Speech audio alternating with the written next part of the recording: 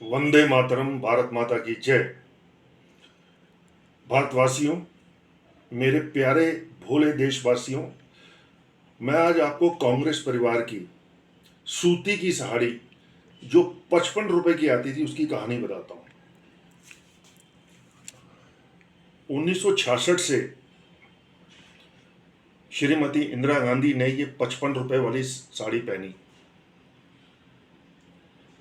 जब भी वो इलेक्शन कैंपेनिंग के द्वार पे निकलती थी, किसी के घर के द्वार के सामने, वो हमेशा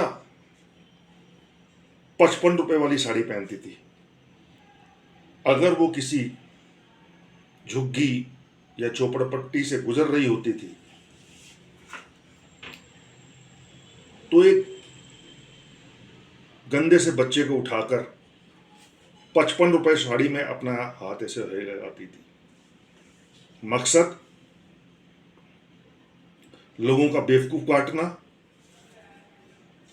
वोट पाना और देश को बर्बादी की राह की तरफ ले जाना। ये काम इंदिरा जी के बाद सोनिया करने लगी। ये लोग, सोनिया जी NDY परिवार, रात को चरस गांजा का सेवन करते थे, पार्टी करते थे और इलेक्शनों के दिनों में सुबह 55 रुपए वाली सूती साड़ी पहनकर भारत के कमजोर वर्ग का बेवकूफ काटते थे। गरीब आदमी ही तो पहनेगा 55 से 100 रुपए वाली साड़ी। तो सुबह उठते थे, 55 रुपए वाली साड़ी पहनते थे और इलेक्शन कैंपेनिंग पे निकल जाते थे।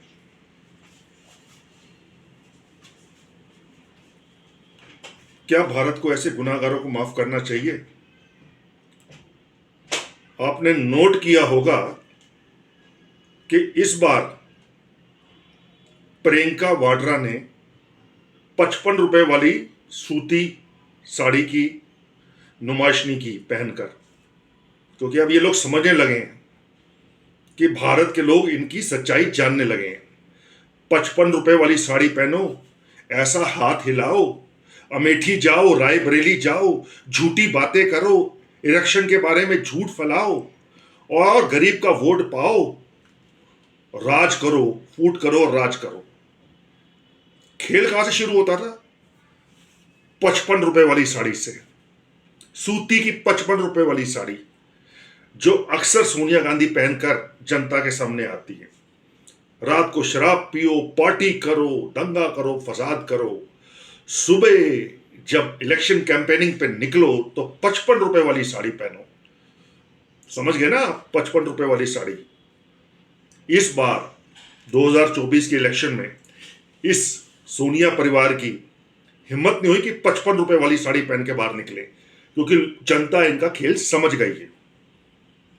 अमेठी में क्या चलता था, रायबरेली में क्या चलता था, 55 रुपए वाली साड़ी पहनकर आरक्षण के बारे में झूठ फैलाओ, अब जनता समझने लगी है। वंदे मातरम। जय हिंद। भारत माता की जय।